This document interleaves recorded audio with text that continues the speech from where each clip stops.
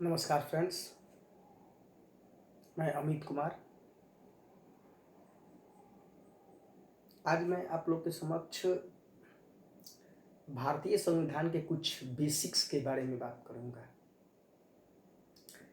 देखिए, संविधान का मतलब ही होता है एक मौलिक कानून। जैसे अगर कहीं संविधान की परिभाषा के बारे में बात की जाए तो हम लोग सीधे कहते हैं कि संविधान मौलिक रूप से कानून है जिसमें किसी भी देश के जो मूलभूत सिद्धांत होते हैं उसको हम लोग उस संविधान में प्रस्तुत करके रखते हैं।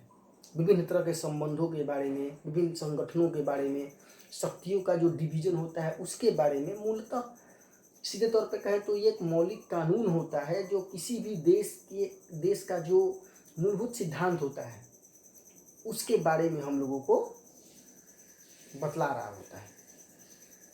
देखिए फ्रेंड्स, यदि हम लोग भारतीय संविधान की बात करते हैं तो भारतीय संविधान का इसको हम लोग बेसिक तौर पे दो भाग में बांट सकते हैं। भारतीय संविधान का जो प्रारंभ होता है वो औपनिवेशिक पीरियड में ही हो गया था। जब भारत आज़ाद होता है तो उसके बाद जो स्वतंत्र भारत का संविधान बनता है, इस संविधान का जो इनिशियल फॉर्म होता है, जो स्टार्टिंग रूप होता है, वो कॉलोनी पीरियड से ही शुरू हो जाता है। अंग्रेजों के भारत आगमन के साथ ही वो चीज़ प्रारंभ हो जाता है। अगर औपनिवेशिक पीरियड में हम लोग बात करते हैं तो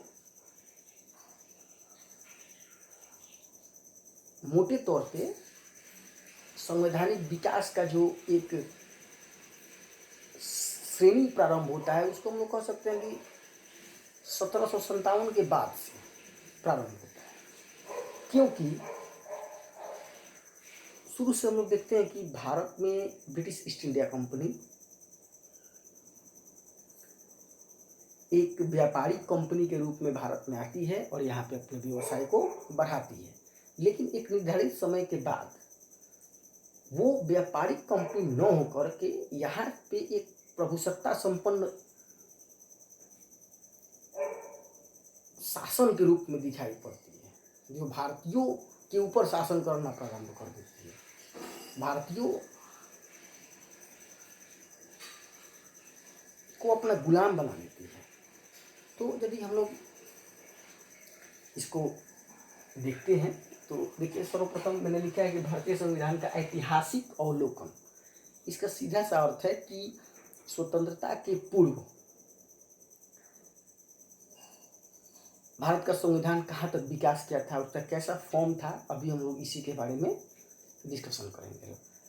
तो देखिए फ्रेंड्स, इसको मूलतः हम लोगों ने ब्रिटिश प्रशासन को दो भागों में बांटा जा सकता है। जो पूरा ब्रिटिश प्रशासन था,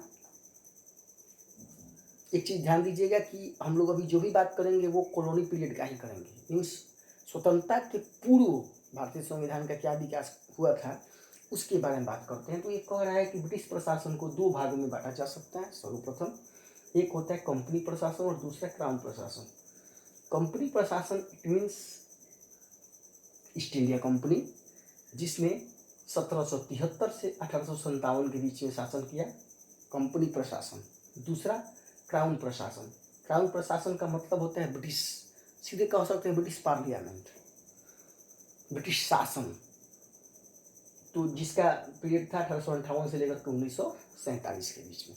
अब देखिए फ्रेंड्स, यदि हम लोग इसको और डिटेल में पढ़ते हैं तो कंपनी प्रशासन जो 1773 से 1857 के बीच में आया था, इसमें बेसिकली हम लोग इस पीरियड में जो भी प्रमुख प्रमुख कानून या रेगुलेशंस कंपनी के द्वारा भारत को दिया गया है उस पर चर्चा हम लोग करते हैं।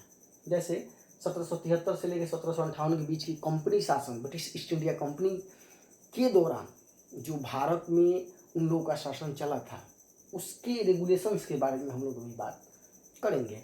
देखिए, सबसे पहला बात है रेगुलेटिंग एक्ट। 1773 में प्रथम रेगुलेटिंग एक्ट आता है अंग्रेजियों के द्वारा। अब थोड़ा सा इसके बैकग्राउंड की चीज़ों को हम लोग समझ लेते हैं। तो देखिए, भारत में जो अंग्रेजों का आगमन था वो मूलतः एक मतलब वो उसको एक उसका डाइवर्सन पॉइंट साबित होता है 1757 के प्लासी का युद्ध। 1757 के प्लासी के युद्ध के बाद से कंपनी सिर्फ एक व्यापारिक कंपनी नहीं रह जाती है, और उसके तुरंत बाद 1764 में जो बक्सर का युद्ध होता है वो भारत के तीन एलायंस को एक साथ परास्त करता है, जिसमें मुगल शासक शाह आलम भी होते हैं। जस्ट इसके बाद 1765 में इलाहाबाद की संधि होती है और अंग्रेजों को बिहार, बंगाल और उड़ीसा की दीवानी प्राप्त हो जाती है। दीवानी प्राप्त होने का अर्थ था फ्रेंड्स कि एक तरफ तो वो बिहार, बंगाल और उड़ीसा से राजस्व की वसूली करेंगे, और दूसरा दीवानी मामलों का जो न्याय होता है वो भी करेंगे। दोनों अधिकार उनको मिल जाता है। तो राजस्व प्राप्ति का अधिकार मिलने का सीधा सा अर्थ होता है कि आपका सत्ता, आपका शासन का स्थापना हो जाना। ठीक है, तो देखिए 1765 में जो इलाहाबाद की संधि हुई थी, उसके बाद हम लोग बात करते हैं कि इसके बाद कंपनी ने यहाँ पे शासन को चलाने के लिए इन्हीं कुछ वर्षों में काफ़ी प्रयोग किया। द्वैध शासन भी सामने आया था, लेकिन द्वैध शासन सामने आने के बाद हम लोग देखते हैं कि भ्रष्टाचार के मामले बहुत अधिक बढ़ जाते हैं। इवन कंपनी घाटे में भी जाती है, क्योंकि उसके जो अधिकारी और कर्मचारी होते हैं उनके द्वारा लूट खसोट की जो घटनाएं होती हैं वो काफ़ी तीव्रतर हो जाती हैं।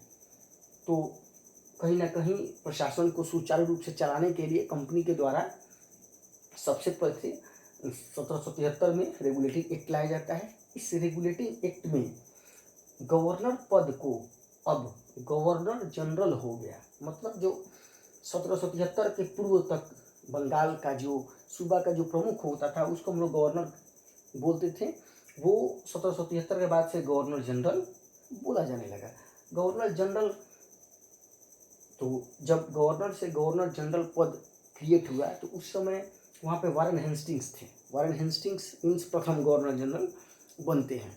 ध्यान रखना है कि प्रथम गवर्नर जनरल का यदि कहीं से प्रश्न आता है तो हम लोग कहेंगे कि वारेन हेस्टिंग्स, लेकिन यदि भारत के प्रथम गवर्नर जनरल की बात आए तो वो वारेन हेस्टिंग्स नहीं होगा, क्योंकि अभी बंगाल और कोलकाता ही सेंटर में थे भारत के।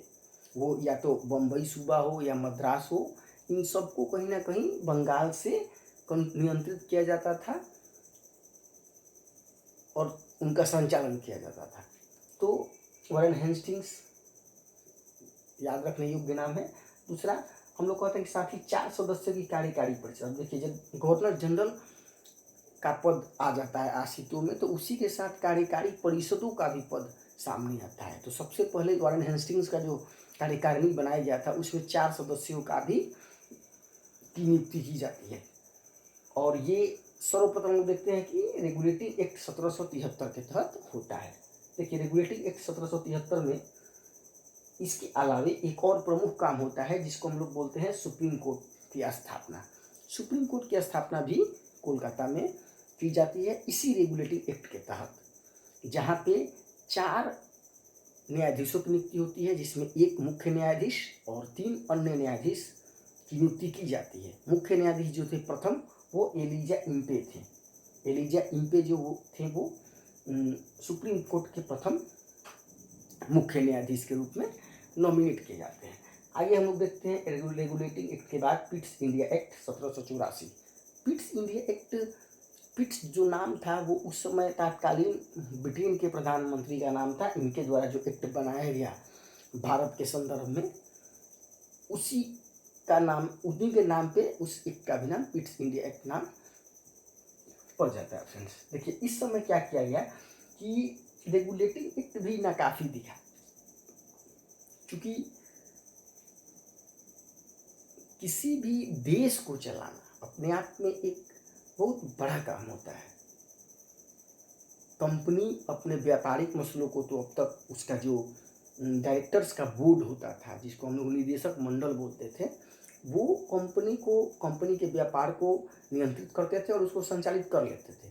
लेकिन इसमें समस्या तब आई जब कंपनी को ही यहाँ का प्रशासन, यहाँ का राजनीतिक सारी चीज़ों को देखना पड़ा, भू राजस्व संबंधित मसलों को देखना पड़ा। तो ये थोड़ा सा एक ब्रॉड वर्क हो जाता है। तो 1784 में तुरंत जो पिट्स इंडिया एक्ट आया था, इसमें सबसे बड़ा काम किया गया था कि एक कंट्रोल बोर्ड बना दिया गया था, एक नियंत्रण बोर्ड बनाया गया जो कि राजनीतिक मामलों को देखने के लिए बनाया गया था।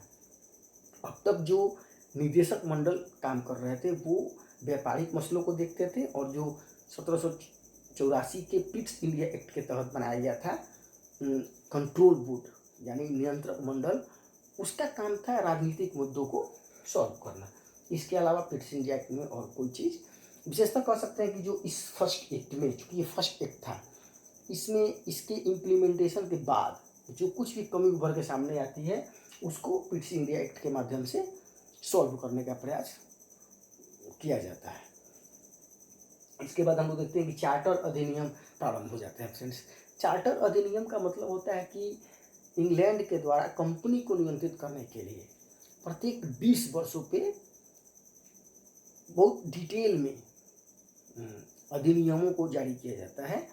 तो हम लोग उसके बारे में यहाँ पे हम लोग डिटेल देखते हैं। ठीक है फ्रेंड्स, सबसे पहले 1813 में चार्टर एक्ट, दूसरा 1833 में 20 साल के डिफरेंस पे, और तीसरा 1853 में 20 साल के डिफरेंस पे। इस 53 के बाद हम लोग देखेंगे 1857 में क्रांति हो जाती है, और उसके बाद जो कंपनी का शासन होता है वो अपने आप में समाप्त हो जाता है। और उसके बाद हम लोग वही देखेंगे जो दूसरा हम लोग का टाइप था कि कानून का प्रशासन सामने आ जाएगा, जहाँ पे 1858 से जो कि हम लोग की आज़ादी तक चलता रहेगा। तो देखिए इसमें सबसे पहले हम लोग 1813 के चार्टर एक्ट के बारे में बात करते हैं। चार्टर एक्ट तो सबसे पहला था कि एक अधिकार समाप्त कर दिया गया। किसका एक अधिकार समाप्त कर दिया गया? तो ब्रिटिश ईस्ट इंडिया कंपनी जो थी वो भारत के साथ अभी तक व्यापार करने के लिए एक अधिकार प्राप्त था, उसको अधिकृत की गई थी वो इंग्लैंड के द्वारा।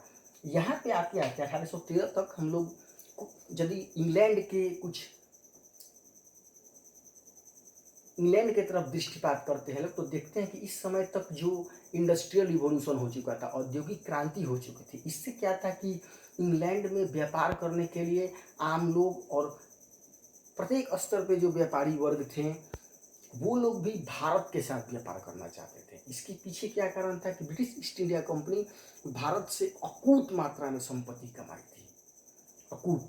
इसका पूरे इंग्लैंड, विशेषकर पूरे यूरोप पे इसका प्रभाव था कि हाँ, भारत से ये हम लोग कहें तो वैश्विक एक स्वीकृत तथ्य है कि भारत का धन इंग्लैंड के डेवलपमेंट में बहुत अधिक सहयोग करता है। तो वहाँ के आम लोग के द्वारा भी ये डिमांड किया गया था उस तत्कालीन समय में कि हम लोगों को भी भारत के साथ व्यापार करने का परमिशन मिलना चाहिए। तो ये परमिशन उनको कब मिल जाता है? 1813 में।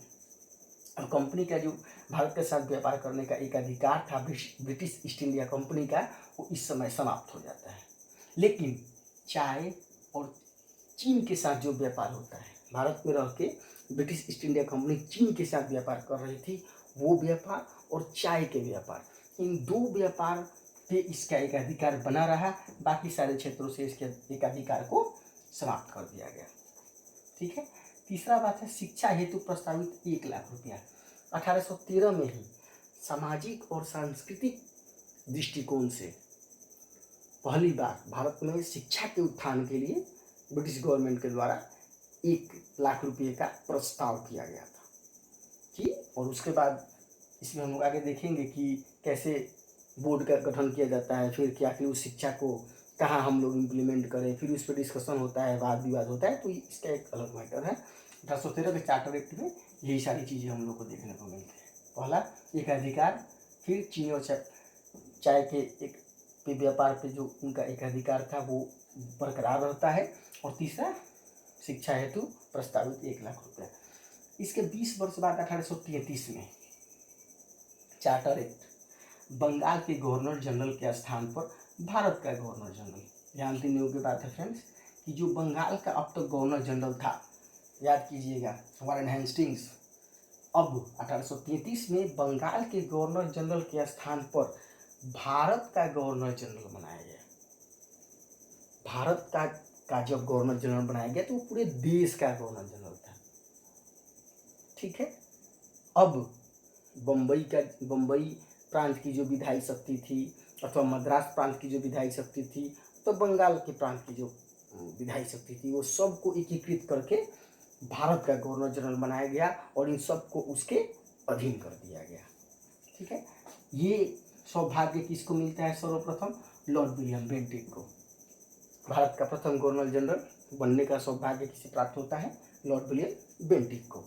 इसके बाद हम लोग देखते हैं कि कंपनी के व्यापारी के अधिकार समाप्त। अब देखिए फ्रेंड्स, अभी तक हम लोग देखते हैं कि जैसा कि मैंने पहले बताया है कि 1813 ईस्वी में ब्रिटिश ईस्ट इंडिया कंपनी के व्यापारी के अधिकार को तोड़ दिया गया था और चाय और चीन के साथ उसका जो व्यापार था वो कंटिन्यू था, उस पर उसका एक अधिकार था।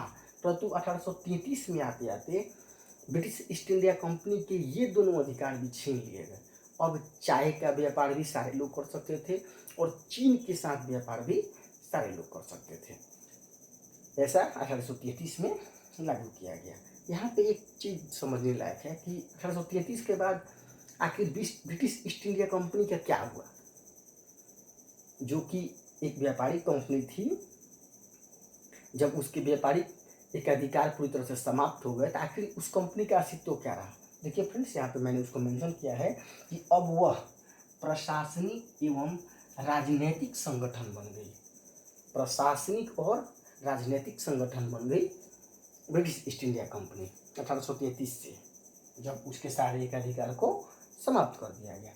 इसके 20 साल बाद हम लोग देखते हैं 1853 में कि पुनः चार्टर एक्ट आता है और गवर्नर जनरल को विधान परिषद, देखिए कह रहा है कि गवर्नर जनरल की विधान परिषद का मतलब था फ्रेंड्स कि देखिए धीरे धीरे गवर्नर जनरल जब यहाँ पे बनाया गया तो यहाँ पे अब क्या हुआ कि एक गवर्नर जनरल की जो कार्यकारिणी थी उसको पूरा देश देखना होता था।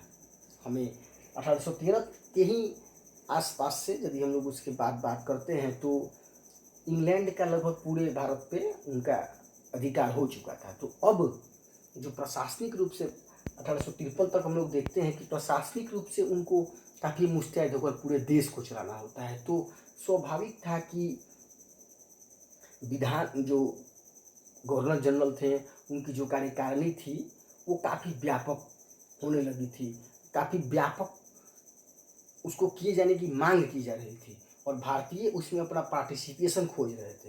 यही कहीं ना कहीं एक आंदोलन के रूप में आगे बढ़ेगा, हम लोग इसको आगे समझेंगे। तो कह रहा है कि गवर्नर जनरल की विधान परिषद बना दिया गया था, उसकी कार्यकारिणी को मीन्स उसका सेप बहुत बड़ा कर दिया गया था, उसमें लोगों की जो सहभागिता थी उसको बढ़ा दी गई थी। दूसरा कहता है कि सिविल हेतु खुली प्रतियोगिता परीक्षा, ध्यान रखने योग्य बात है फ्रेंड्स कि सिविल सेवा परीक्षा का जो प्रारंभ होता है, जो खुली प्रतियोगिता के द्वारा भारत में प्रारंभ किया गया, वो 1853 के चार्टर एक्ट के द्वारा ही किया गया था। सत्यसेन नाथ टैगोर, एसएन टैगोर कह सकते हैं, सत्येंद्र सेन नाथ टैगोर नाम के व्यक्ति 1863 में प्रथम सिविल सेवक बने थे भारत के। उन्होंने इस दुरूह माने जाने वाले परीक्षा को पास किया था। सत्यसेन नाथ टैगोर, एसएन टैगोर हम लोग कह सकते हैं, सत्यसेन नाथ टैगोर। अब देखिए यहीं पे यदि सिविल सेवा की बात आती है तो यहाँ पे एक चीज़ और जानने लायक है कि भारत में सिविल सेवाओं का पिता लॉर्ड कॉर्नवालिस को माना जाता है। 1853 में से ये खुली प्रतियोगिता भारत में लागू होती है और इसके पिता कॉर्नवालिस को माना जाता है। इसके पीछे कारण क्या था? इसके पीछे कारण था कि भारत में नागरिक सेवाओं का जो आधुनिकीकरण था, भारत में नागरिक सेवाओं को प्रारंभ करने का और उसके आधुनिकीकरण करने का मतलब पश्चिमी स्टाइल पे उसको ढालने का जो श्रेय दिया गया था ये कॉर्नवालिस के द्वारा किया गया था। इसीलिए भारत में सिविल सेवाओं के पिता के रूप में हम लोग कॉर्नवालिस को जानते हैं। देखिए फ्रेंड्स, इसके बाद 1857 में हम लोग देखते हैं कि भारत की प्रथम क्रांति हो जाती है। भारत में प्रथम स्वतंत्रता संग्राम सावरकर के कथनों की यदि बात करें तो 1857 में होता है और इसके बाद से कंपनी पूरी तरह से कंपनी के शासन को समाप्त करके सीधे ब्रिटिश क्राउन का शासन सामने आ जाता है। ब्रिटिश क्राउन का शासन मीन्स जो ब्रिटिश ताज था अब सीधे उसका शासन भारतीयों पे थोप दिया जाता है। यहाँ से कुछ चीज़ें परिवर्तित होती हैं और कुछ चीज़ों के बारे में हम लोग अभी थोड़ा सा मौखिक रूप से मैं इस पर डिस्कशन करता हूँ, फिर लिखित रूप से कि किस आर्टिकल्स में या किस वर्ष किस तरह के संशोधन किए गए थे। जैसे इसके तुरंत बाद जो गवर्नर जनरल का पद अभी तक चला आ रहा था, इसको 1858 से वायसराय के रूप में तब्दील कर दिया गया। अब वो वायसराय होने लगा। फिर पूरे देश के देख रेख के लिए लंदन में जो ब्रिटिश पार्लियामेंट था, उसके एक मेंबर को भारत सचिव के रूप में नियुक्त किया गया। उसके 15 सदस्यीय कार्यकारिणी इंग्लैंड में रखा गया ताकि वो भारतीय शासन व्यवस्था यहाँ पे जिस भी तरीके से शासन का संचालन किया जा रहा है उस पर नज़र रख सके, उसके कार्यों की समीक्षा करते रहे। और 1861 में फिर आएंगे आर्टिकल्स, अधिनियम होता है 1861 में। फिर हम देखते हैं कि 1800 प्रत्येक कुछ समय और परिस्थिति के हिसाब से, जैसे ज़्यादा अगर हम उसमें फेमस की बात करते हैं तो 1909 में मोर्ले मिंटो सुधार, जो कि सांप्रदायिक रूप से बहुत अधिक प्रभावशाली रहा था। 1919 में जहाँ पे वैध शासन लाया गया था, मोंटेग्यू चेम्सफोर्ड की भारत सरकार अधिनियम, और अंततः 1935 का भारत सरकार अधिनियम, जो कि एक राज्यों को स्वायत्तता देने की बात करता है, और वो वगैरह वगैरह बहुत सारी चीज़ों का बात करता है, जिसको हम लोग डिटेल में फिर इसी तरीके से समझेंगे। सबसे अंततः हम लोग देखते हैं कि 1946 में जो कैबिनेट मिशन योजना भारत में आता है, वही भारत को संविधान बनाने के लिए एक संविधान सभा के गठन का प्रस्ताव देता है, जिसको तत्कालीन नेहरू जी के द्वारा और विभिन्न भारतीय जो प्रथम श्रेणी के राजनेता थे उनके द्वारा एक्सेप्ट किया जाता है, और संविधान सभा का गठन कर भारतीय संविधान के निर्माण की प्रक्रिया को प्रारंभ किया जाता है। तो फ्रेंड्स, अभी मैंने जो किया इसको थोड़ा सा हम लोग देखते हैं पुनः, कि भारत में भारतीय संविधान का जो ऐतिहासिक अवलोकन है, ऐतिहासिक अवलोकन का मीन्स है कि स्वतंत्रता प्राप्ति के पूर्व भारतीय संविधान का कितना विकास हुआ था, बस हम लोग इसी बारे में डिस्कशन करते हैं। तो मोटे तौर पर हम देखते हैं कि दो भाग में, पहला कंपनी प्रशासन जो कि 1773 से 1857 तक था, दूसरा क्राउन प्रशासन जो कि 1858 से 1947 तक था। फिर इसको डिटेल में हम लोग देखते हैं कि कंपनी प्रशासन के तहत रेगुलेटिंग एक्ट, पिट्स इंडिया एक्ट, और फिर विभिन्न चार्टर अधिनियमों में 1813, 1833 और 1853 ये प्रमुख थे। इसके बाद हम लोग 1858 से क्राउन का जो प्रशासन होगा, नेक्स्ट वीडियो में हम लोग उस पर डिस्कशन करेंगे। उम्मीद है आप लोग को वीडियो पसंद आई होगी फ्रेंड्स।